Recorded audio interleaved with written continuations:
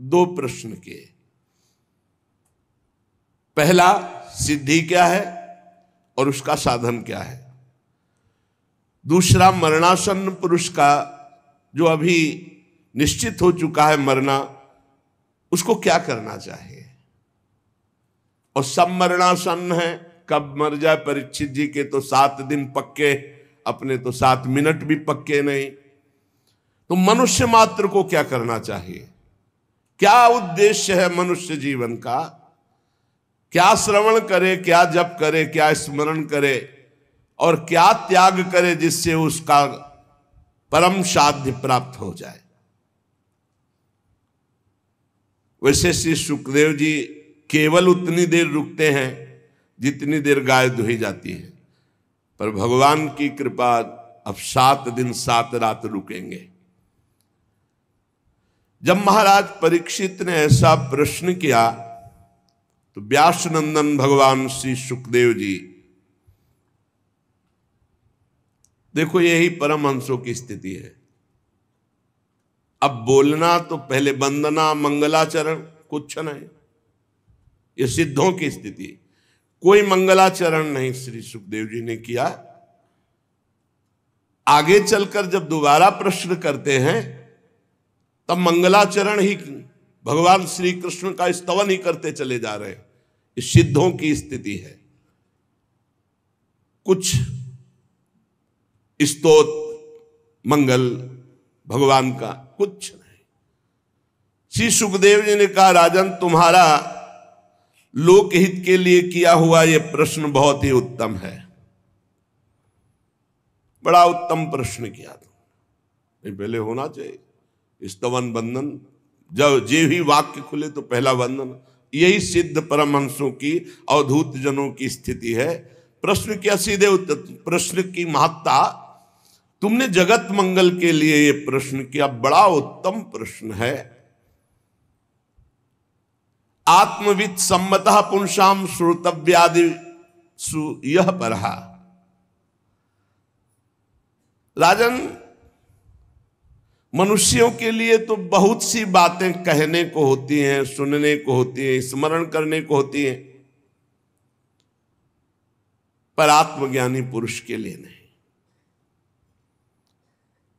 जैसा आपने प्रश्न किया, बड़ा आदर करते हैं आत्मज्ञानी पुरुष ऐसे प्रश्न का, क्योंकि जो गृहस्थ हैं वो अपने काम धंधे में इतने उलझे रहते हैं कि उनको ये पता ही नहीं कि प्रतिदिन प्रति रात हमारी आयु कम हो रही है और मैं भगवत प्राप्ति के लिए आया था, उसको भूल कर लड़का बच्चा परिवार इसी के राग में फंसकर अपने जीवन को नष्ट कर रहा हूं।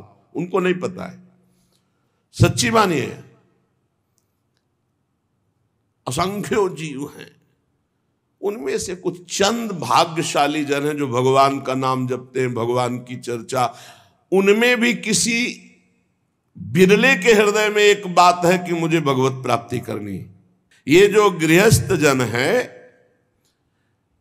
ये घर के काम धंधों में इतने फंसे हुए हैं कि भजन करने के लिए मनुष्य जीवन मिला, ये बातें नहीं आती। हजारों बातें, हजारों कामनाएं, हजारों संकल्प, वो उसी में डूबे रहते हैं। उनकी सारी उम्र कैसे बीतती है? जागृत अवस्था में काम धंधा प्रपंच की बातें और रात्रि में नींद या स्त्री प्रसंग। परमहंस जी कह रहे हैं, निद्रया ह्रियते नक्तम वैवायेन च वावयः दिवाचार्थे हया राजन कुटुंब भरणे नवा। दिन तो गया कुटुंब पोषण के लिए, खूब काम मेहनत और प्रपंच की बातें, और रात गई सोने में या स्त्री सहवास में। संसार में जिन्हें अपना अत्यंत घनिष्ठ संबंधी कहा जाता है, वो है शरीर, स्त्री, पुत्र, मित्र, भाई, ये सब। महाराज, ये सब असत्य है। परमहंस जी बोल रहे हैं, देहापत्य कलत्रादि स्वात्म सैन्य स्वसत्व स्वपि तेषां प्रमत्तो निधनम पश्यन्नपि न पश्यति। ये अज्ञानी देख रहे हैं, ऐसे पागल हैं काम धंधे, रुपया पैसा, भोग सामग्री भोगने में, कि उन्हीं के घरों में मृत्यु हो रही है और वो उनको फूंक के आ रहा है, फिर भी उनको ज्ञान नहीं हो रहा कि हमको भी मरना। मरने के बाद कोई किसी को नहीं पहचानता, ना वो जीवात्मा और ना उसके परिवार वाले, सब भूल जाते हैं। परीक्षित, तस्मात् भारत सर्वात्मा भगवान ईश्वरो हरि श्रोतव्यः कीर्तितव्यश्च स्मर्तव्यश्चेच्छता भयम्। तुमने पूछा कि किसका स्मरण करना चाहिए, किसका कीर्तन करना चाहिए, क्या सुनना चाहिए? जिसे भगवान का अभय पद परम सुख प्राप्त करना है, जहां किंचन मात्र भी दुख नहीं है, उसे चाहिए। सर्वात्मा सर्वशक्तिमान भगवान श्री हरि श्री कृष्ण की लीलाओं का श्रवण करे, नाम का कीर्तन करे, नाम का जप करे और उन्हीं का स्मरण करे। भगवत प्राप्ति के लिए श्री सुखदेव जी महाराज ने साधन क्या बताया? सर्वशक्तिमान सर्वात्मा भगवान श्री कृष्ण की खूब लीला कथा सुने, खूब नाम का कीर्तन करे, नाम जप करे, स्मरण करे। सिद्धि क्या है? भगवत प्राप्ति। साधन क्या है? भगवान श्री हरि श्री कृष्ण का खूब लीला गायन, खूब लीला श्रवण, नाम कीर्तन, नाम जप, स्मरण। एतावान सांख्य योगाभ्याम स्वधर्म परिनिष्ठया जन्म लाभा परः पुंसा मनते नारायण स्मृति।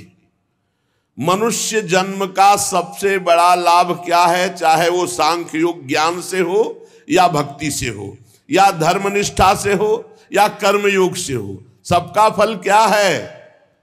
अखंड भगवान की स्मृति। ये फल है। सब साधनों का फल क्या है?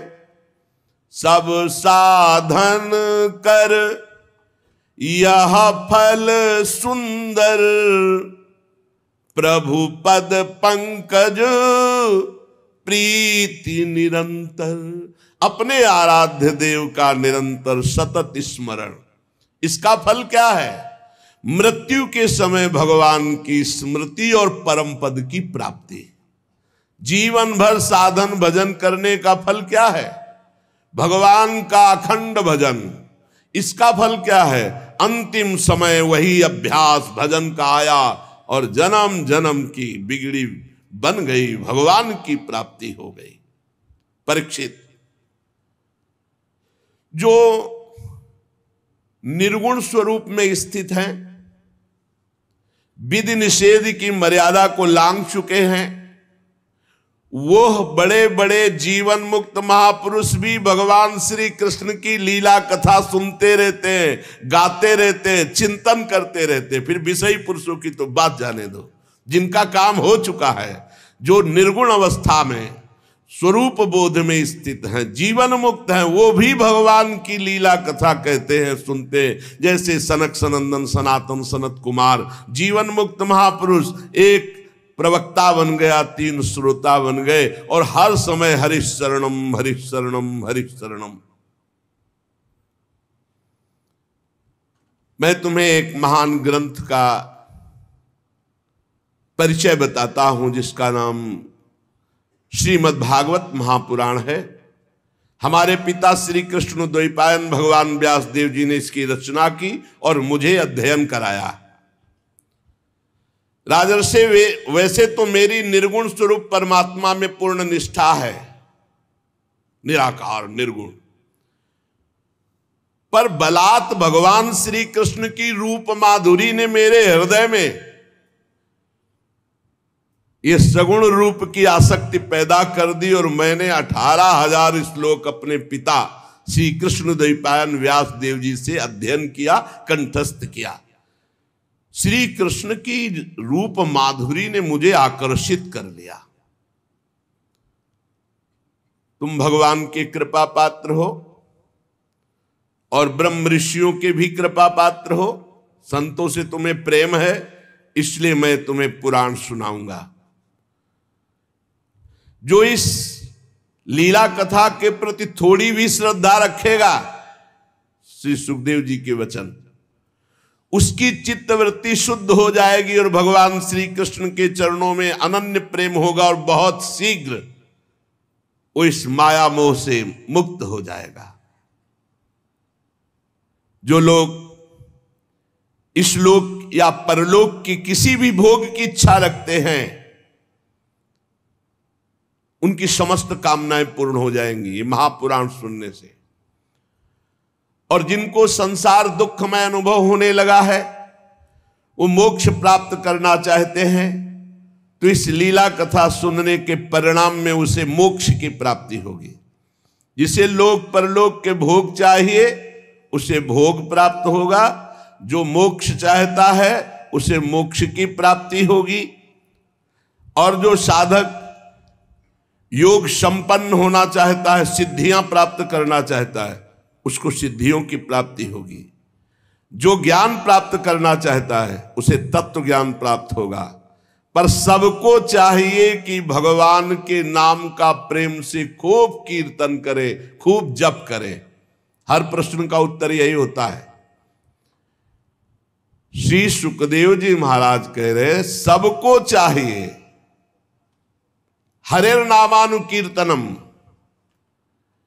चाहे लोक परलोक की कामना की पूर्ति, मोक्ष, भक्ति, प्रेम जो चाहिए, एतन् निर्विद्यमाना मिच्छतामकुतो भयम योगिनाम नृप निर्णीतम हरिर नामानुकीर्तनम। सबको चाहिए, क्योंकि सब सिद्धि भगवान के नाम में है। जो नाम कीर्तन करता है, नाम जप करता है, जो चाहेगा वो प्राप्त हो जाएगा। अपने कल्याण साधन की ओर से असावधान रहने वाले इन विषयी भोगी पुरुषों की लंबी आयु अनजाने में पूरी की पूरी व्यर्थ व्यतीत हो जाती है। क्या लाभ है ऐसी लंबी आयु प्राप्त करके? अरे सावधानी से ज्ञान पूर्वक घड़ी दो घड़ी बिता दिया जाए तो वही परम कल्याण का हेतु बन जाएगी। घड़ी दो घड़ी, 24 मिनट, 48 मिनट, बड़ी लंबी लंबी आयु भोगों में प्रपंच में लोग व्यतीत करके मर जाते हैं, कुछ नहीं लाभ ले पाते। और जो ज्ञानी जन सावधान है वो घड़ी दो घड़ी में अपना काम बना लेते हैं। राजर्षि खटवांग को जब पता चला कि मात्र 48 मिनट समय रह गया है हमारी मृत्यु का, बस उसी समय भगवान के नाम में चित्तवृत्ति लगा दी, सारे संसार से हटा के, तो 48 मिनट में भगवान के अभय पद को प्राप्त कर लिया।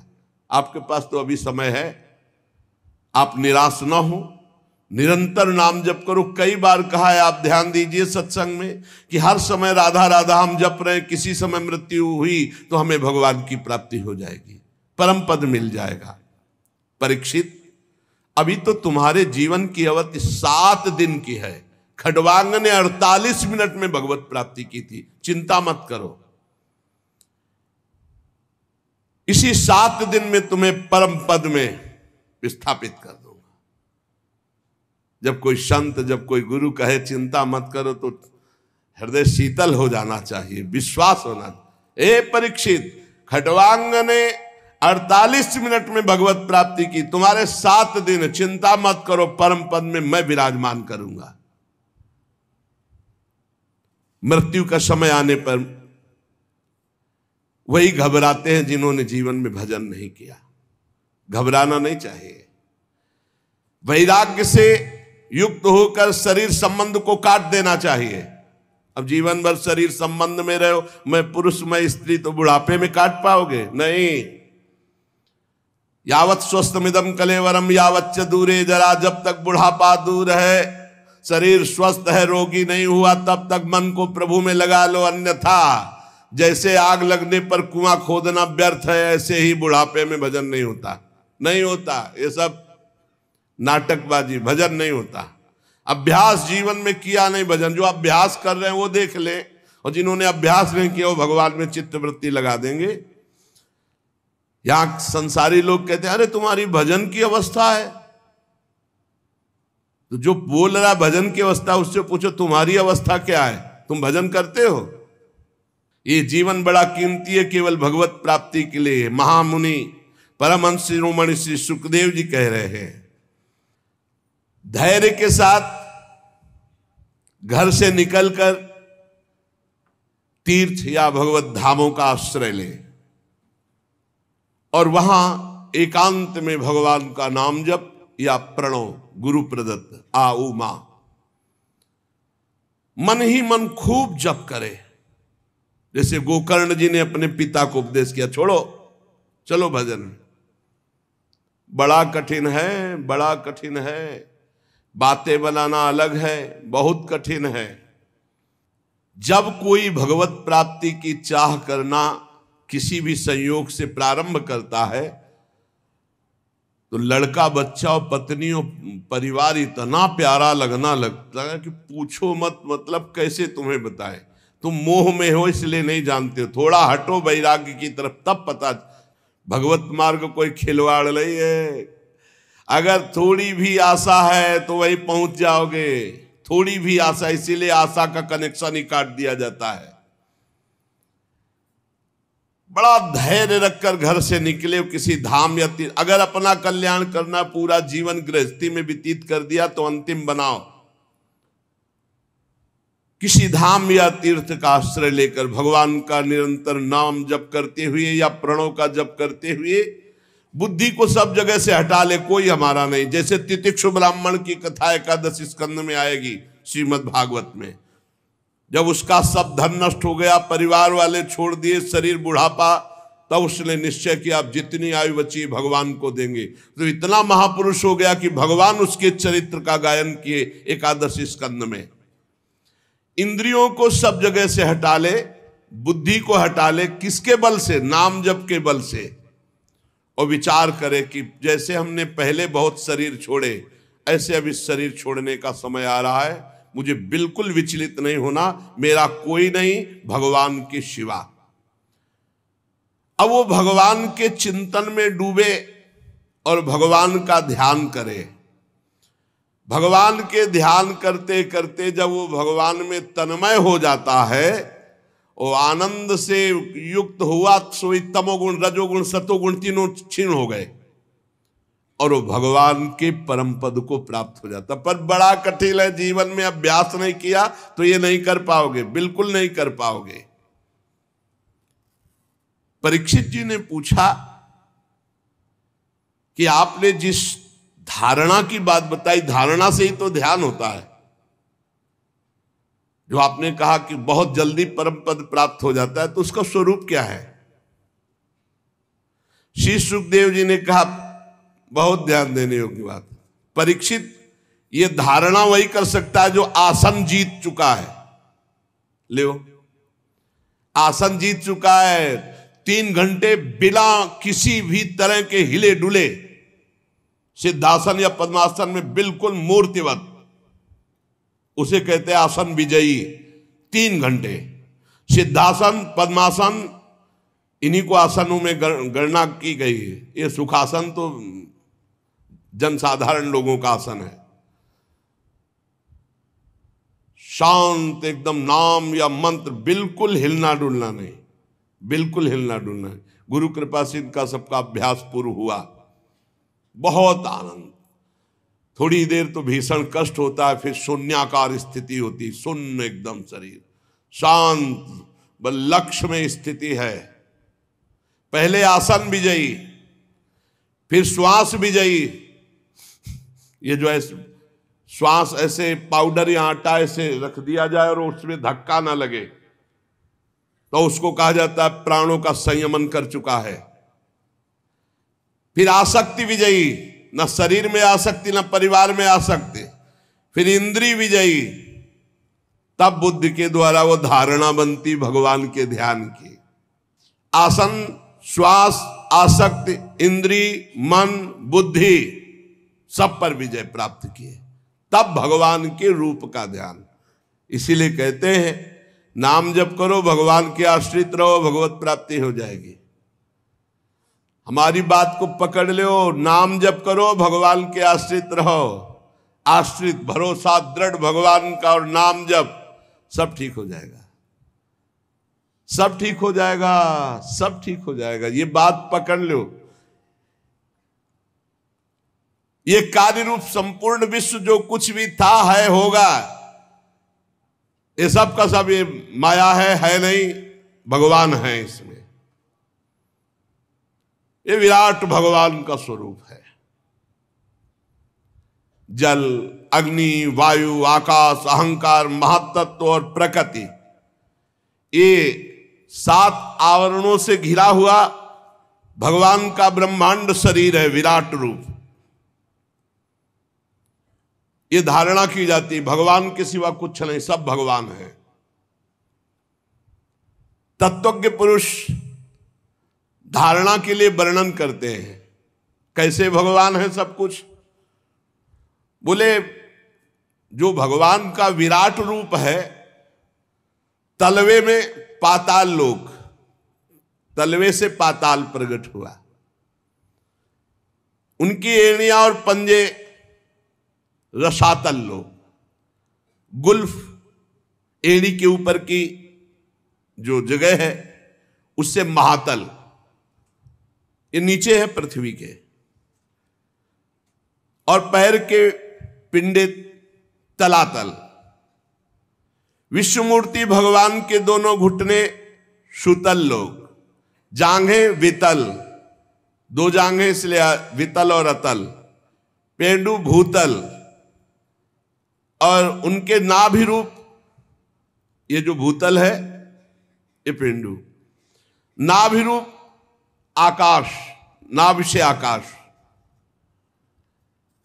छाती से स्वर्गलोक, गले से महरलोक, मुख से जनलोक, ललाट में तपोलोक, शास्त्र सिर वाले भगवान के मस्तक पर ब्रह्मलोक विराजमान।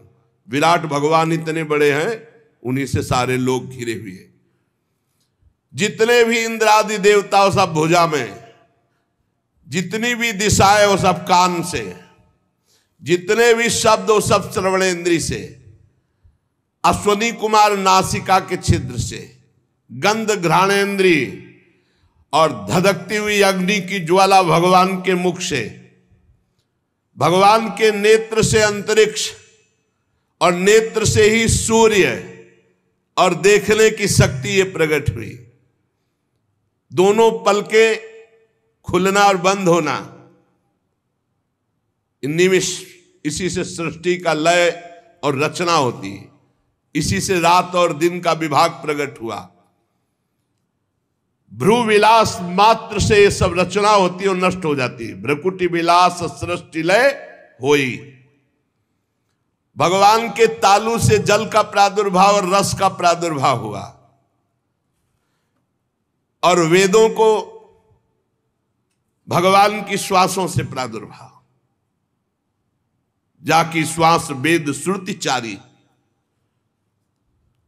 यमराज का प्रादुर्भाव भगवान की दाढ़ों से हुआ। सब प्रकार की आसक्ति दांत से प्रकट हुई,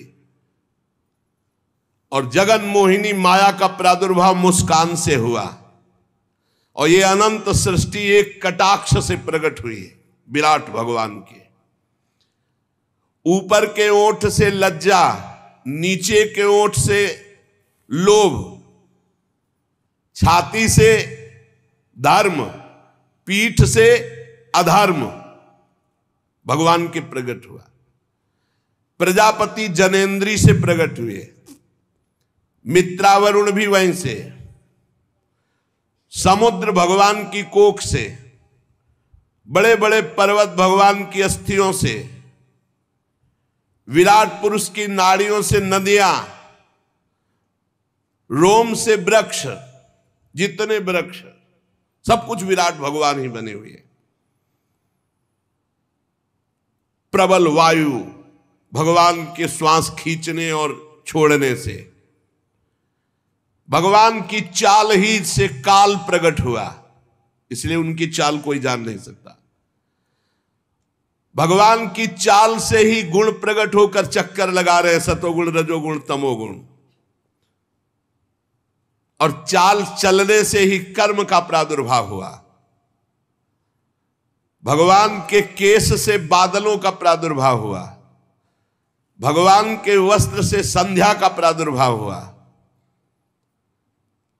महात्माओं ने मूल प्रकृति को भगवान के हृदय से प्रकट हुआ बताया। मूल प्रकृति ब्रह्म और मूल प्रकृति, फिर त्रिगुणात्मिका प्रकृति, फिर महातत्व, फिर अहंकार, जिससे सृष्टि प्रकट होती, वो मूल प्रकृति भगवान के हृदय से प्रकट हुई।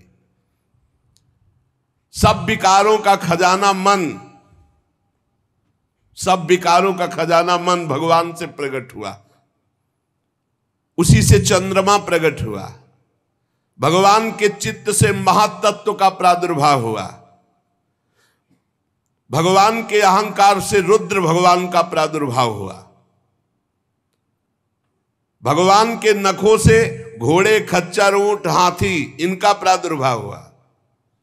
वन में रहने वाले मृग, पशु, जितने भी पक्षी, जितने भी, ये सब कटि प्रदेश से प्रकट हुए। तरह तरह के पक्षी, उनकी अद्भुत रचना कौशल, ये सब कटि प्रदेश से। भगवान की बुद्धि से स्वयंभू मनु प्रकट हुए और मनु की संतान मनुष्य, उनके निवास स्थान बने। गंधर्व, विद्याधर, चारण, अप्सराएं, षडज, समस्त स्वर, समस्त गीत, स्मृति, दैत्य, ये सब भगवान के वीर से प्रकट हुए। सप्तम धातु भगवान का ये विराट स्वरूप है। सब कुछ भगवान ही बने हुए हैं।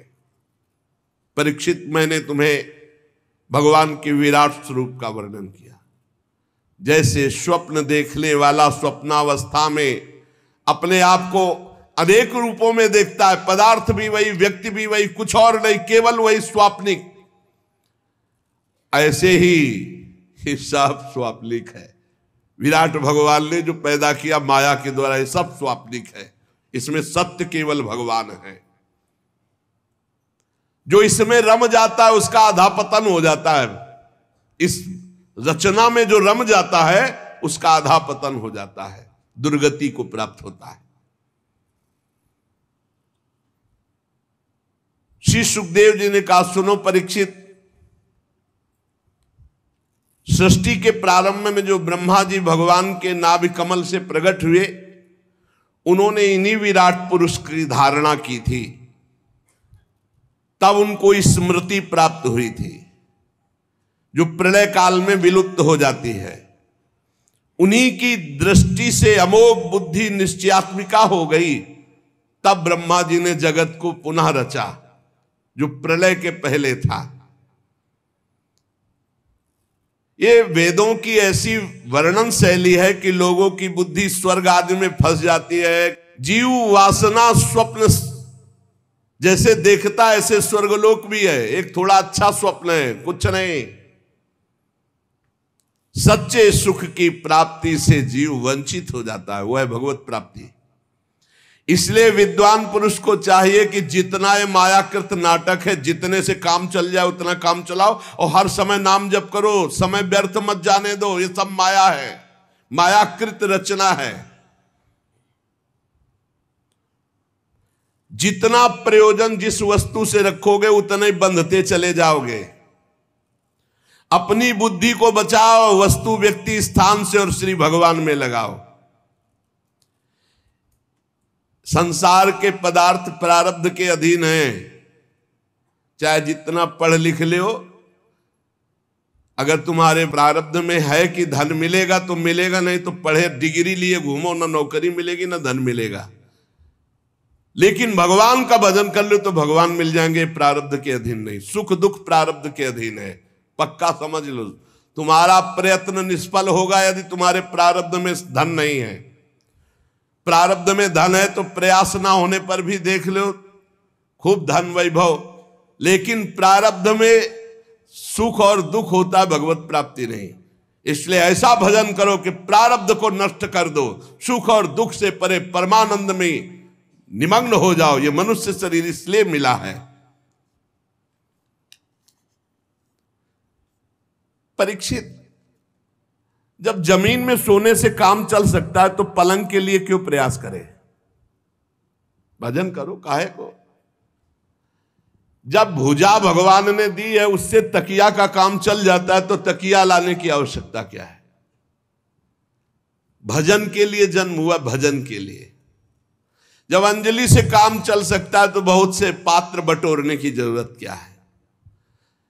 जब वृक्ष की छाल या साधारण वस्त्र पहनने से काम चल सकता है तो सब विलासिता की जरूरत क्या है? भूख लगने पर शरीर पोषण के लिए भगवान सबकी व्यवस्था किए हैं, फिर उसके प्रयास में इतना कि पूरा जीवन ही नष्ट कर देना, खान पान भोग सामग्री बस। भगवान जल, वायु, भोजन और पृथ्वी का आधार, इस सब को फ्री दिए, सबको, चराचर जगत को। आवश्यकता की पूर्ति भगवान ने स्वयं कर दी है। चाह की पूर्ति के लिए तुम्हें भटकना पड़ेगा, और सब आवश्यकता से तृप्त नहीं है, चाह में भटक रहे, सब चाह में। बहुत विलासिता में जीव जीवन व्यतीत करके भगवत विमुख सब का सब नष्ट कर देता है। शरीर को जितना आप विलासी बना दोगे उतना ही परेशानी है। ये जो आजकल चले ना भोजन बाजार वाले, जो खूब चकाचक स्वाद वाले, यही सब। अरे दाल रोटी खाओ, प्रभु के गुण गाओ, थोड़ा व्यायाम करो, प्राणायाम करो, शरीर स्वस्थ, भगवान का चिंतन करो, खूब समाज सेवा, जो किसानी, व्यापार, नौकरी, ये सब भगवान की सेवा है। भगवान सबको वास दिए अपने हिसाब से, लेकिन जब आपकी चाहत हो गई है तो आप परेशान हो रहे हैं। अरे भगवान क्या शरणागतों की रक्षा नहीं करते? ये बुद्धिमान लोग भगवान के मार्ग में बिया करके धन के अभिमान में घमंडी लोगों की चापलूसी क्यों करते हैं? श्री सुखदेव जी कह रहे हैं, भगवान के भक्त हो करके इन देहाभिमानी धनाभिमानी लोगों की चापलूसी क्यों करते हैं? अरे विरक्त हो गए, हृदय में भगवान को विराजमान करना है कि इन धनियों की चापलूसी करनी है। भूत भविष्य लोक 14 में भय होए हरि प्यारे, 300 व्यवहार हमारो अभिमान इनते न्यारे। पक्का बहुत बच के रहना है, सावधान। हुए हो भगवान को हृदय में विराजमान करने के लिए विरक्त, भगवत मार्ग के पथिक या भक्त, और चापलूसी शुरू कर दी धनियों की। ये श्री सुखदेव जी महाराज कह रहे, सुखदेव जी महाराज, धने के नशे में चूर घमंडी धनियों की चापलूसी, हृदय में विराजमान स्वता सिद्ध भगवान की प्राप्ति के लिए जब चले तो भगवान या भगवान के प्रेमी या किंचन जन, और या जेहि दीन प्यारे वेद पुकारे, हमारे भगवान को ले कहा गया, ऐसे दीन जनों को प्यार। धन के नशे में चूर घमंडी धनियों की चापलूसी, विरक्त क्यों? श्री सुखदेव जी महाराज कह रहे हैं, इसलिए बहुत सावधान। क्या विश्वंभर भगवान पर भरोसा नहीं? जन्म मृत्यु के चक्र में डालने वाले धन और धनी और अज्ञान और अज्ञानियों का संग बिल्कुल ना करे। भरोसो दृढ़ इन चरणन के रूप।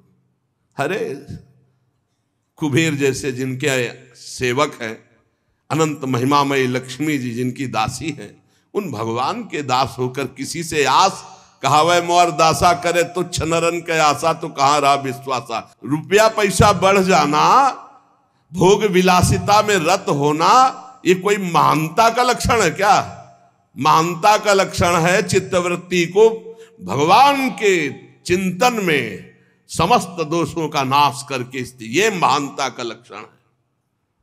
मय्यावेशित चेतसाम, मेरे में आविष्ट चित्त वाला, मय्यावेशित चेतसाम, जो भगवान में चित्त को अर्पित कर दिया वही महान। मच्चित्ता दुर्गाण मत प्रसादात् तरिष्यति। जो मेरे में चित्त को लगा देता है, बहुत कठिन है भोग विलासिता का त्याग करना। मत प्रसादात् तरिष्यति, मेरे कृपा से वो पार हो जाता है। पशुओं की बात अलग रही। परीक्षित, मनुष्यों में भला ऐसा कौन है जो इस संसार वैतरणी नदी से बिना भगवान के पार हो जाए? कौन है ऐसा? इसलिए मंगल में भगवान का चिंतन करो, असत विषय भोगों से अपने आप को भटकने से बचा लो। परीक्षित, कोई कोई साधक अपने शरीर के भीतर हृदयाकाश में विराजमान भगवान के प्रादेश मात्र स्वरूप की धारणा करते कि मेरे हृदय में भगवान विराजमान है, और हृदय में भगवान का ध्यान करते हैं। एकाग्र चित्त से जब खूब नाम जप किया जाता है तो ध्यान की योग्यता प्राप्त होने लगती है। यह हम आपको हृदय की बात कहते हैं। किसी और साधन से ध्यान पक्का नहीं होता, नाम से होता है। जितना नाम जप करोगे उतने रूप प्रकाशित होता चला जाएगा। देखी रूप नाम आधीना। उपासक को दिखाई देने लगता है बड़ा प्रसन्न मुख है श्री भगवान का, कमल के समान विशाल कोमल नेत्र है, कदम्ब के पुष्प की केसर के समान पीला वस्त्र धारण किए हुए हैं, भुजाओं में श्रेष्ठ रत्नों से जड़े हुए स्वर्ण के बाजूबंद शोभायमान है, सिर पर बड़ा ही सुंदर मोर मुकुट, कानों में कुंडल, बहुमूल्य रत्न जगमगा रहे हैं मुकुट में। श्री चरण कमल योगेश्वरों के खिले हुए हृदय कमल की कर्णिका पर विराजमान होने वाले अत्यंत सुकोमल श्याम रंग के प्रभु के हृदय में श्री वत्स का चिन्ह है, गले में कौस्तुभ मणि, वक्षास्थल में कभी ना कुम्हलाने वाली पुष्पों की माला, कमर में करधनी, अंगुलियों में बहुमूल्य अंगूठी, श्री चरणों में नूपुर, हाथों में कंगन और घुंघराली लटे बहुत ही सुंदर मन हरण करने वाली चिकनी निर्मल घुंघराली श्याम वर्ण की। मुख कमल मंद मंद मुस्कुरा रहा है, लीलापूर्ण उन्मुक्त हास्य और अपने भक्त की तरफ मंद मुस्कान चितवन से देख रहे हैं, अनुग्रह की वर्षा करते हुए। जब ये रूप हृदय में आता है उसी समय सब कर्म बंधन छिन्न भिन्न हो जाते हैं।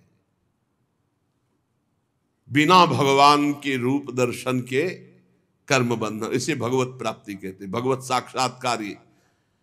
हृदय में भगवान की धारणा की भगवान, अब वो आंख खोला तो सामने भगवान, आंख मूंदे तो सामने भगवान हृदय में। परीक्षित, एक तो ये भगवत प्राप्ति, और एक जब योगी पुरुष अपने शरीर को छोड़ना चाहे, योगी जिसने योग किया है अष्टांग योग, तो किसी देश काल में मन न लगाते हुए सुखपूर्वक आसन पर बैठ जाए, प्राणों को जीत ले, इंद्रियों को संयम में करे और बुद्धि से मन को नियमित करके मन के साथ बुद्धि को क्षेत्रज्ञ में, क्षेत्रज्ञ को आत्मा में, आत्मा को परमात्मा में लीन कर दिया। निर्मल बुद्धि को मन में और मन के साथ बुद्धि को क्षेत्रज्ञ, क्षेत्रज्ञ को अंतरात्मा में, अंतरात्मा को परमात्मा में लीन करके उस शांति पद को प्राप्त हो गया। अब उसके लिए कोई कर्तव्य शेष नहीं रहा, वो जीवन मुक्त महापुरुष हो गया। यहां ना सतोगुण है, ना रजोगुण है, ना तमोगुण है। अब काल की भी दाल उस महात्मा के ऊपर नहीं गलती जो ऐसी स्थिति को प्राप्त है। योगी लोग चित्तवृत्ति का निरोध करके परमात्मा में ऐसी स्थिति प्राप्त करते। अलग अलग श्री सुखदेव जी भगवत प्राप्ति का स्वरूप वर्णन करते हैं। यही परम पद है। एक भगवान के नाम जप करते हुए ध्यान में स्थित हुआ, और एक जो है योगी इस तरह से परमात्मा में स्थित हुआ। अब एक है ज्ञान दृष्टि। ज्ञान दृष्टि बल से जिसकी सब चित्त वासना नष्ट हो चुकी है, वो ब्रह्मनिष्ठ अपने को परमात्मा स्वरूप देखता है। वो जब शरीर त्याग करता है तो कैसे, एड़ी से अपनी गुदा को दबाकर, गुदा द्वारा बिना घबराहट के प्राणवायु को 60 चक्र भेदन करता है। वह मनस्वी नाभि चक्र मणिपूरक में स्थित वायु को हृदय चक्र अनाहत में, वहां से उदान वायु को वक्षा स्थल में विशुद्ध चक्र में, फिर वहां से वायु को धीरे धीरे तालुमूल विशुद्ध चक्र के आगे बढ़ा देता है। तदनंतर 2 आंख, 2 कान, 2 नासा छिद्र, मुख, इन 7 को रोक करके वायु प्राणवायु को भौं के बीच में आज्ञा चक्र में ले जाता है। अगर उसे किसी लोकांतर का भोग चाहिए तो फिर वहां रुकना होता है, वहीं से संकल्प बनेगा और वो उसी लोक में पहुंचेगा। और अगर नहीं तो आधी घड़ी 12 मिनट तक आज्ञा चक्र में वायु को रोके, फिर वहां से शास्त्र सार ब्रह्मरंध्र, और फिर ब्रह्मरंध्र का छेदन करके जीवन मुक्त परमात्मा स्वरूप हो गए। एक ये गति है। और यदि योगी को वहां इच्छा हो जाए कि मैं ब्रह्मलोक में जाऊं, 8 सिद्धियों का भोग भोगूं, जो वो सब प्राप्त हो जाएगा। अरे इसीलिए भजन करो। योगी का शरीर वायु की भांति सूक्ष्म हो जाता है। वो उपासना, तपस्या, योग, ज्ञान का सेवन करने वाला त्रिलोकी के बाहर भीतर कहीं भी घूम सकता है, पास मिल जाता है उसको। जहां चाहे, देवलोक, ब्रह्मलोक, तपलोक, महारलोक, रसातल, तलातल, पाताल, जहां चाहे। ये भगवान का शिशुमार चक्र विश्व ब्रह्मांड का भ्रमण केंद्र है। योगी चाहे तो मारलोक चला जाए, सत्यलोक चला जाए, सत्यलोक जाएगा, जितनी ब्रह्मा की आयु वहां आनंद लेकर फिर वो ब्रह्म को प्राप्त हो जाएगा। भगवान का भजन करने वाला जिस पद को प्राप्त होता है, वहां ना शोक है, न दुख है, न बुढ़ापा है, न मृत्यु है, न भूख है, न प्यास है, न मान है, न अपमान है, न उद्वेग है, न भय है, न केवल आनंद ही आनंद। यही प्राप्त करने के लिए मानव देह मिला है। ब्रह्मलोक में केवल एक बात का दुख है, वो जब मृत्यु लोक के प्राणियों को भोगों में रत देखते तब वो दुखी होते कि अरे भजन कर लेता तो हमसे भी ऊपर भगवान के धाम को जा सकता, कैसा जीवन बर्बाद कर रहा है। बस इसी बात की व्यथा ब्रह्मलोक के ब्रह्म ऋषियों को होती है।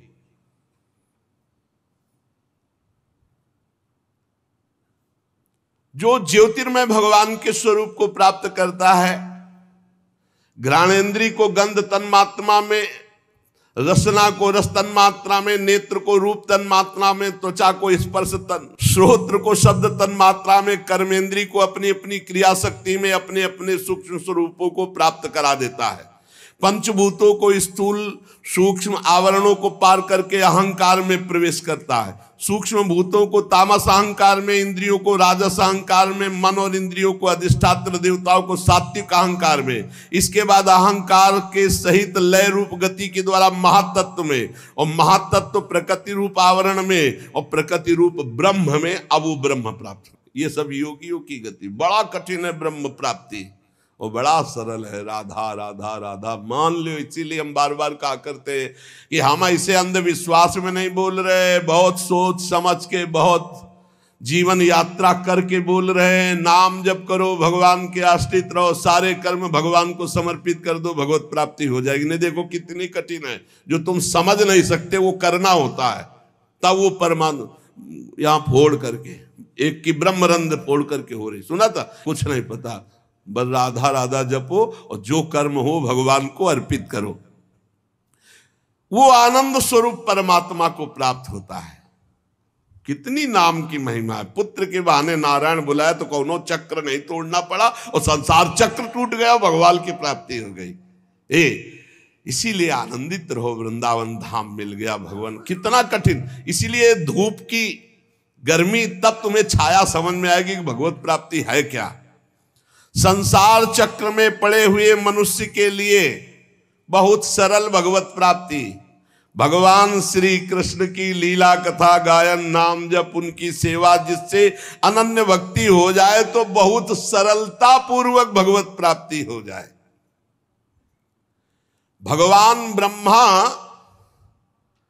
अपनी पवित्र बुद्धि से 3 बार समस्त वेद शास्त्रों का अनुशीलन किया, फिर यही निकाला कि सबसे सरल उपाय है भगवान का नाम जप करते हुए, भगवान की लीला कथा सुनते हुए भगवान की सेवा की जाए श्री कृष्ण चंद्रजू की, तो सर्वश्रेष्ठ परम पद सहज में मिल जाए। भगवान ब्रह्म कार्त्स्नेन तिरन्वीक्ष मनीषया तद्यवस्यत् कूटस्थो रतिरात्मन यतो भवेत्। भगवान सर्वभूतेषु लक्षितः स्वात्मना हरिः। हमारी आत्मा है प्रभु, कोई और नहीं, चराचर जगत की आत्मा है। इसलिए परीक्षित सब मनुष्यों को चाहिए कि सब समय तस्मात् सर्वात्मना राजन हरिः सर्वत्र सर्वदा श्रोतव्यः कीर्तितव्यश्च स्मर्तव्यो भगवान नृणाम्। सब मनुष्यों को चाहिए कि भगवान श्री कृष्ण चंद्रजू की बार बार कह रहे श्रोतव्या, उनकी कथा सुनो, उनका नाम कीर्तन सुनो, कीर्तितव्यश्च, उनकी कथा करो, उनका नाम कीर्तन करो, नाम जप करो, स्मृतव्यो, उनका स्मरण करो, यही तुम्हें भगवत प्राप्ति करा देगा।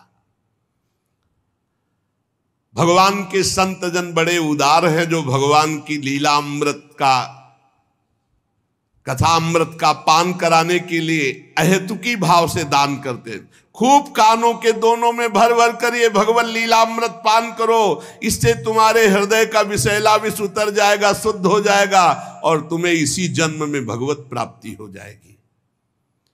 परीक्षित, तुमने जो मुझसे पूछा था कि मरते समय बुद्धिमान मनुष्य को क्या करना चाहिए, तो तुम्हें उत्तर दे दिया। सद्यो मुक्ति, क्रम मुक्ति, भगवत भाव से भगवत प्राप्ति। और देखो, अगर भगवत प्राप्ति ना करना चाहे और कोई इच्छा करना चाहे तो मैं उपाय बताता हूं। जिसे ब्रह्म तेज का भाव हो कि मुझे ब्रह्म तेज मिले, तो बृहस्पति जी की आराधना करे। जिसे इंद्रियों की विशेष शक्ति की कामना हो, वो इंद्र देवता की आराधना करे। जिसे पुत्र प्राप्ति की चाह हो कि हमारे लड़का हो जाए, तो प्रजापतियों की उपासना करे। जिसे लक्ष्मी की चाह हो, वो महामाया आद्या शक्ति देवी की आराधना करे। जिसे तेज चाहिए कि जो मैं बोलूं, जो मैं कहूं वैसे सब माने, तो अग्निदेव की आराधना करे। धन चाहिए तो वसुओं की, प्रभाव और वीरता चाहिए तो भगवान शंकर की, रुद्र की। अन्न चाहिए तो अदिति की, स्वर्ग चाहिए तो देवताओं की, राज्य की अभिलाषा हो तो विश्वदेवों की, समाज को अपने अनुकूल बनाना हो तो साध्य देवताओं की आराधना करे। आयु बढ़ानी हो तो अश्वनी कुमारों की आराधना करे। पुष्टता बल की इच्छा हो तो लोकमाता पृथ्वी की और देव आकाश का सेवन करे, आराधना करे। सुंदरता चाहिए तो गंधर्वों की आराधना करे। पत्नी चाहिए तो उर्वशी की आराधना करे। स्वामित्व चाहिए तो ब्रह्मा की आराधना करे। यश चाहिए तो यज्ञ पुरुष की आराधना करे। रुपया पैसा खजाना चाहिए तो वरुण देव की आराधना करे। और विशुद्ध विद्या चाहिए तो आद्य गुरु भगवान शंकर की आराधना करे। पति पत्नी में सदैव प्रेम बना रहे, इसके लिए पार्वती जी की आराधना करे। धर्म उपार्जन के लिए भगवान विष्णु की आराधना करे। वंश परंपरा चलती रहे, इसके लिए पितरों की आराधना करे। हमारा वंश सुरक्षित रहे, इसके लिए यक्षों की आराधना करे। बलवान वंशज हो, इसलिए मरुद्गरुण की आराधना करे। राज्य चाहिए तो मनवंतरों के अधिपति देवताओं की। किसी को अगर नुकसान पहुंचाना है, अविचार, तो नैऋत्य की। भोग चाहिए तो चंद्रमा की। और अगर निष्कामता और परम आनंद चाहिए तो भगवान श्री हरि की। बुद्धिमान पुरुष वही है। अकामः सर्व कामो वा मोक्ष काम उदारधी तीव्रेण भक्ति योगेन यजेत पुरुषम परम, चाहे निष्काम हो या सकाम, चाहे मोक्ष चाहो, चाहे भोग चाहो, चाहे भक्ति चाहो, जो तुम्हें चाहना हो, भगवान श्री कृष्ण के चरणों की आराधना करो, सब प्राप्त हो जाएगा। जितने उपासक हैं उनका सबसे बड़ा हित इसी में है कि इस जन्म में ऐसा अभ्यास कर लो कि तुम्हारा भगवत स्मरण न छूटे, बस जो चाहोगे प्राप्त हो जाएगा। तो ऐसे ही पुरुषों का संग करो जो भगवान के प्रेमी जन हैं। जहां भगवान की लीला कथाएं ही गाई जाती हैं, ऐसे संतों का सत्संग सुनो। ये दुर्लभ है सत्संग, जहां केवल भगवान की चर्चा होती, शास्त्र सम्मत चर्चा होती, जिससे संसार की त्रिगुणमयी तरंग मालाओं के थपेड़े शांत हो जाते हैं, हृदय शुद्ध होकर आनंद का अनुभव करता है, इंद्रियां विषयों से अनासक्त होकर भगवान में लग जाती हैं। ऐसी रसमयी कथाएं जहां हो रही हैं, वही सत्संग सुनो, इसी से तुम्हारा परम कल्याण होगा। शौनक जी कहते, सूत जी, राजा परीक्षित ने सुखदेव जी की बात सुनकर उनसे और क्या पूछा, क्योंकि सुखदेव जी तो बड़े सर्वज्ञ हैं और बहुत ही मधुर पवित्र वाणी है, क्योंकि ब्रह्मबोध संपन्न महापुरुष हैं। सूत जी, आप तो सब कुछ जानते हैं, हम लोग उनकी वह बातचीत बड़े प्रेम से सुनना चाहता हूं जो परीक्षित से हुई। आप कृपा करके सुनाइए, क्योंकि संतों की सभा में ऐसी ही बातें होती हैं जिनका पर्यावसान भगवान के श्री चरणारविंद में होता है। अर्थात संतों का संग निश्चित भगवत प्रेम प्रदान करता है। पांडुनंदन महारथी राजा परीक्षित बड़े भगवत भक्त थे। वो ऐसे थे कि बाल्यावस्था में भी भगवान की लीला चरित्रों का अभिनय करके खेलते थे। और भगवान में सुखदेव जी को क्या कहना है, ये तो जन्म से ही विरक्त थे। तो प्रश्नकर्ता उत्तर देने वाले दोनों महान पुरुष हैं। इसलिए क्या चर्चा हुई श्री परीक्षित जी और भगवान सुखदेव जी के बीच में। महाराज, जिसका समय भगवान के नाम जप में, भगवान की लीला कथा में व्यतीत होता है, उन्हीं का जीवन धन्य है, और तो सब व्यर्थ में जी रहे हैं। रोज भगवान सूर्यदेव उदय होकर के और अस्त होकर के सबकी आयु का नाश कर रहे हैं। महाराज, क्या वृक्ष नहीं जीते? वो भी जीते। अगर भगवान का नाम नहीं जपते हो, भगवान की लीला कथा नहीं सुनते हो, भगवत भाव से सेवा नहीं करते हो, तो तुम्हारा जीना क्या? क्या वृक्ष नहीं जीते? तरवाह किम न जीवंती, भस्त्राहा किम न श्वसंत्युत। क्या लोहार की धौकनी सांस नहीं लेती? न खादंती न मेहंती किम ग्राम पशुओं परे। क्या गांव के जो पशु हैं वो खाते पीते नहीं है क्या? वो भी खाते पीते। क्या वो मैथुन नहीं करते? वो भी बच्चा पैदा करते। तुम मनुष्य होकर के यही खाना पीना, श्वास लेना, बच्चा पैदा करना, सोना जागना, तो तुम्हारा मनुष्य जीवन किस बात से श्रेष्ठ रहा? अरे जिसके कान में भगवान का नाम नहीं पड़ा, भगवान की लीला कथा नहीं पड़ी, वो नर पशु, कुत्ते, ग्राम सूकर, ऊंट और गधे से भी गया बीता है। स्विडवरा होष्ट खरई संस्तुतः पुरुषः पशु नयत कर्ण पथोपेतु जातु नाम गदाग्रजः बिले बतो रुक्रम विक्रमान्ये न शृण्वतः कर्ण पुटे नरस्य जिह्वा सती दार्दुरिके वसूत न चोपगाय तिरुगाय गाथा।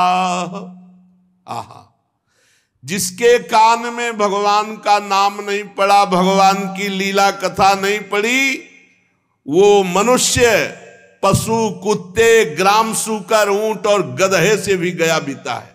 श्री सुखदेव जी महाराज महामहिम परीक्षित जी महाराज जी के जो प्रश्नों का उत्तर दे रहे, वो सुनने की इच्छा से शौनक जी महाराज ये बात कह रहे।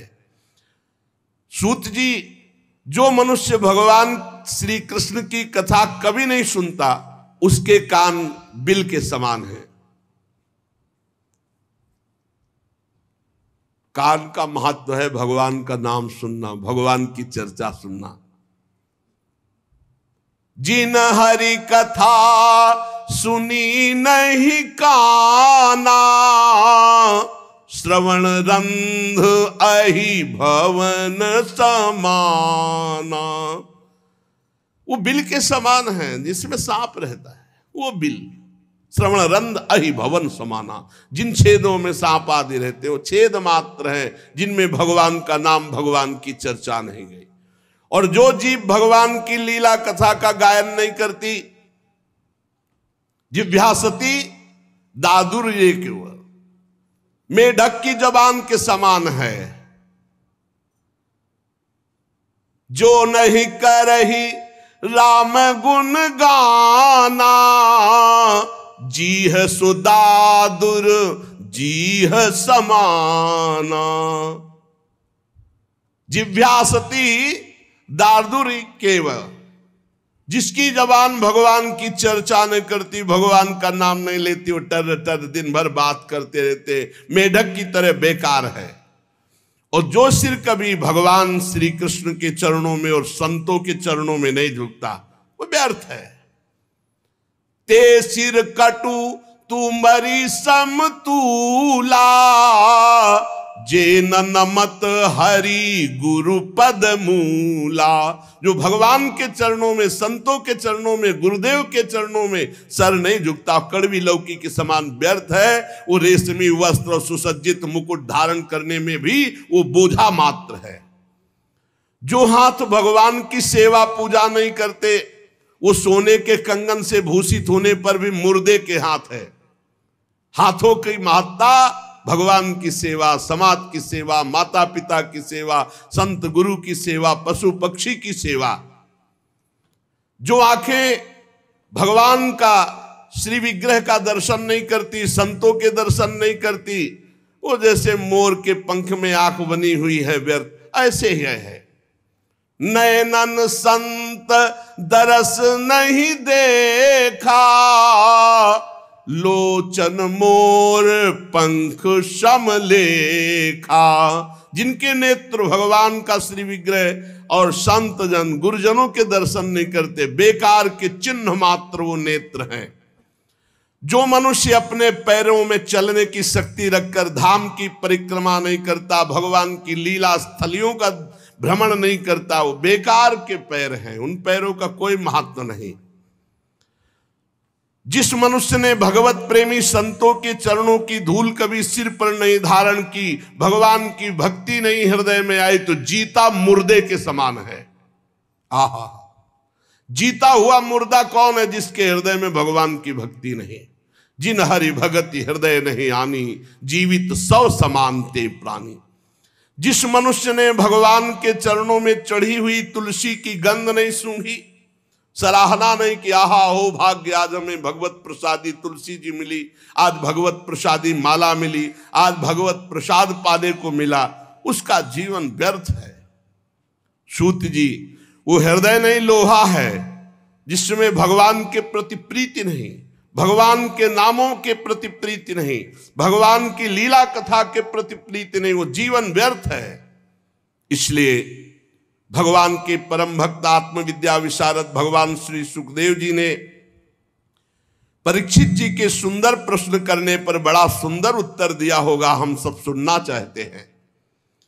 सूत जी कहते हैं, श्री सुखदेव जी महाराज भगवत तत्व प्राप्त महापुरुष हैं और उत्तरानंदन राजा परीक्षित गर्भ में ही भगवत साक्षात्कार किए हुए दोनों महापुरुष हैं।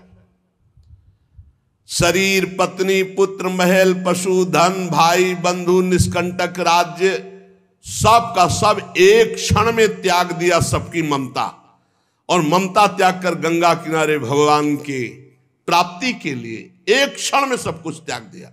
शौनकादि ऋषि, महामनस्वी परीक्षित ने अपनी मृत्यु का निश्चित समय जान लिया था, इसलिए उन्होंने धर्म, अर्थ और काम तीन का त्याग कर दिया और संन्यास ले लिया। भगवान श्री कृष्ण में सुदृढ़ आत्मभाव प्राप्त हो, इसलिए भगवान श्री कृष्ण की महिमा सुनने के लिए श्री सुखदेव जी से यही प्रश्न किया जो आप लोग मुझसे पूछ रहे हैं। परीक्षित जी ने पूछा, भगवत स्वरूप मुनिवर, आप परम पवित्र और सर्वज्ञ हैं। आपने जो कुछ कहा वो सत्य एवं उचित है। आप ज्यों ज्यों भगवान की महिमा सुनाते जा रहे हैं, त्यों त्यों मेरे हृदय में अज्ञान का पर्दा फटता जा रहा है। मैं आपसे जानना चाहता हूं कि भगवान ने सृष्टि कैसे की। बड़ा सुंदर, सबकी जानकारी के लिए बहुत आवश्यक है। लोग प्राय प्रश्न करते रहते हैं, क्या भगवान ने कैसे सृष्टि बनाई, क्या? ये परमहंस श्री सुखदेव जी उत्तर देंगे। प्रश्न किया कि भगवान इस संसार की सृष्टि कैसे करते हैं। इस संसार की रचना तो इतनी रहस्यमयी है कि ब्रह्मादि समर्थ लोकपाल भी समझने में भूल कर बैठते हैं। फिर भगवान इस सृष्टि की रचना करके इसकी रक्षा कैसे करते हैं। अनंत शक्ति परमात्मा किन किन शक्तियों का आश्रय लेकर अपने आप को सृष्टि रूप में रचते हैं, किन किन शक्तियों का आश्रय लेकर अपने आप की रक्षा करते हैं, ध्यान से सुनना। और किन किन शक्तियों का आश्रय लेकर अपने आप से अपना विनाश करते हैं। विनाश खेल तीनों भगवान किसी और से नहीं करते, अपने आप से अपने आप की रचना, अपने आप से अपने आप का पालन और अपने आप से अपने आप का विनाश, संहार खेल। भगवान तो अकेले हैं, वो विभिन्न रूप धारण करके, अवतार धारण करके विस्तार करते हैं।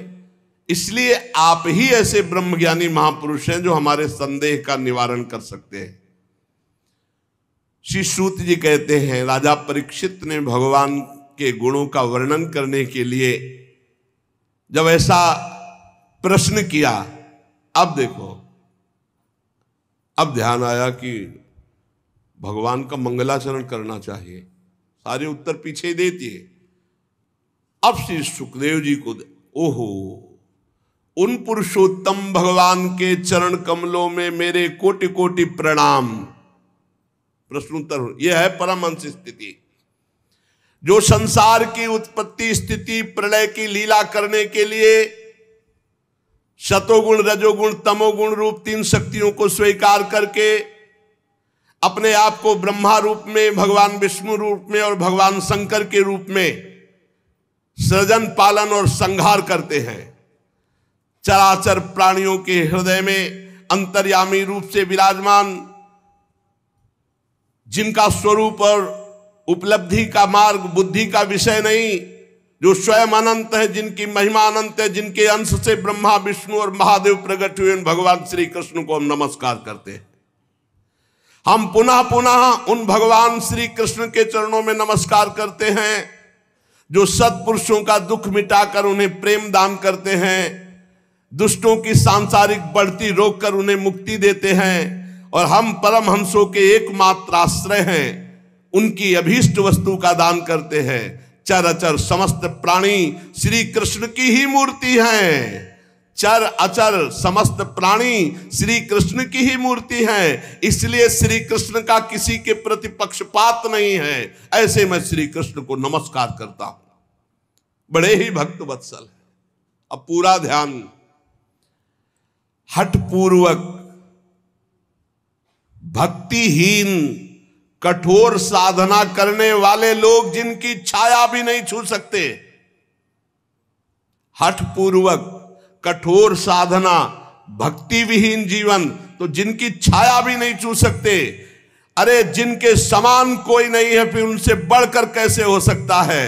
ऐसे महामहिम निरंतर ब्रह्म स्वरूप अपने स्वरूप में विहार करने वाले भगवान श्री कृष्ण को मैं बार बार नमस्कार करता हूं, जिनका कीर्तन, यत् कीर्तनम यत् स्मरणम यदीक्षणम यद वंदनम यत् श्रवणम यदर्हणम लोकस्य सद्यो विधुनोति कल्मषं तस्मै सुभद्र श्रवसे नमो नमः। जिनका कीर्तन, जिनका स्मरण, जिनका दर्शन, वंदन, श्रवण और पूजन तत्काल पापों को नष्ट करके भगवत प्राप्ति करा देता है, उन पुण्य कीर्ति भगवान श्री कृष्ण को बार बार नमस्कार है। विवेकी पुरुष जिनके चरण कमलों की शरण लेकर हृदय से लोक परलोक की आसक्ति का त्याग कर देते हैं, बिना किसी परिश्रम के भगवत पद प्राप्त करते हैं, उन मंगलमय कीर्ति वाले भगवान श्री कृष्ण को अनेकों बार नमस्कार है, नमस्कार है। बड़े बड़े तपस्वी, दानी, यशस्वी, मनस्वी, सदाचारी, मंत्रवेत्ता जब तक अपनी साधनाओं को तथा अपने आप को भगवान के चरणों में समर्पित नहीं कर देते, तब तक उन्हें भगवत प्राप्ति नहीं होती है। ध्यान दीजिए, बड़े बड़े तपस्वी, दानी, यशस्वी, मनस्वी, सदाचारी, मंत्रवेत्ता जब तक अपनी साधनाओं को और अपने आप को भगवान के चरणों में समर्पित नहीं कर देते, तब तक भगवत प्राप्ति नहीं होती है। जिनके प्रति आत्मसमर्पण की ऐसी महिमा है, उन कल्याणमयी कीर्ति वाले भगवान श्री कृष्ण को मैं बार बार नमस्कार करता हूं। किरात, हूण, आंध्र, पुलिंद, पुलकस, अभीर, कंक, यवन, खस आदि जो जातियां हैं और भी दूसरे पापी लोग हैं, जो भगवान की शरण में हो जाते हैं, भगवान उन्हें परम पवित्र कर देते। ऐसे सर्वशक्तिमान भगवान श्री कृष्ण को मैं बार बार नमस्कार करता हूं। वे ही भगवान ज्ञानियों की आत्मा हैं, योगियों के परमात्मा है, भक्तों के भगवान है, कर्मकांडियों के लिए वेद मूर्ति है, धार्मिकों के लिए धर्म मूर्ति है, तपस्वियों के लिए तपः स्वरूप है। ब्रह्मा, शंकर आदि बड़े बड़े देवता अपने शुद्ध हृदय से उनके स्वरूप का चिंतन करते हैं और आश्चर्यचकित होकर देखते हैं वो भगवान श्री कृष्ण मुझ पर अपना अनुग्रह प्रसाद की वर्षा करें।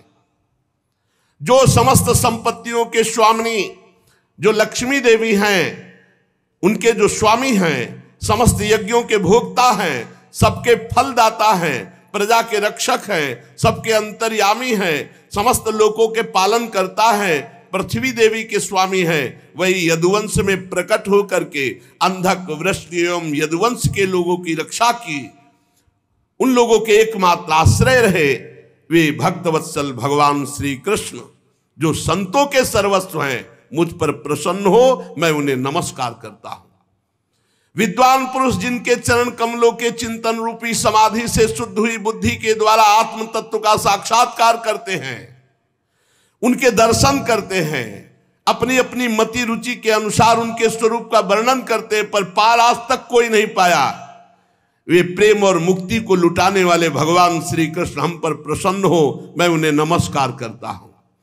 जिन्होंने सृष्टि के समय ब्रह्मा के हृदय में पूर्व कल्प की स्मृति जागृत की, ज्ञान के अधिष्ठात्री देवी को प्रेरित किया, अपने अंगों के सहित वेद के रूप में उनके मुख से प्रकट हुई, वे ज्ञान के मूल कारण भगवान श्री कृष्ण मुझ पर कृपा करें और मेरे हृदय में प्रकट हो। भगवान ही पंच महाभूत बने, भगवान ही शरीर का निर्माण किया और भगवान ही जीव रूप से इसमें शयन कर रहे। गजब की बात, पकड़ ले तो पकड़ ले। भगवान ही पंचभूत बने, भगवान ही पंचभूतों से निर्मित शरीर बने, भगवान ही इसमें जीव रूप से विराजमान है, भगवान ही 5 ज्ञानेंद्री, 5 कर्मेंद्री, 5 प्राण, 1 मन, इन 16 कलाओं से युक्त होकर इसमें विराजमान है। भगवान ही भगवान, यही बोध होता है। सर्वभूतमय भगवान मेरी वाणी को अपने गुणों से अलंकृत कर दे। संत पुरुष जिनके मुख कमल से मकरंद से समान झरती हुई ज्ञानमयी सुधा का पान करते हैं, वासुदेव अवतार सर्वज्ञ भगवान श्री कृष्ण द्वैपायन व्यास देव जी के चरणों में मेरा बारंबार नमस्कार। ये मंगल श्री सुखदेव जी ने किया। बीच में यही है परमहंसों की स्थिति। सबसे पहले प्रश्न का उत्तर दिया, फिर आराध्य देव भगवान श्री कृष्ण की वंदना, फिर गुरु श्री कृष्ण द्वैपायन भगवान व्यास देव जी जिन्होंने भागवत की रचना करके उपदेश किया, उनको नमस्कार किया। परीक्षित सुनो, वेद गर्भ स्वयंभू भगवान ब्रह्मा से नारद जी ने यही प्रश्न किया था कि आपने सृष्टि कैसे प्रकट की, जिसका स्वयं भगवान नारायण ने उन्हें उपदेश किया था, वही मैं तुमसे कह रहा हूं। ध्यान से सुनो। नारद जी ने जो प्रश्न किया और भगवान ने जो उत्तर दिया, वो आगे चर्चा करेंगे। श्री राधा वल्लभ लाल की जय।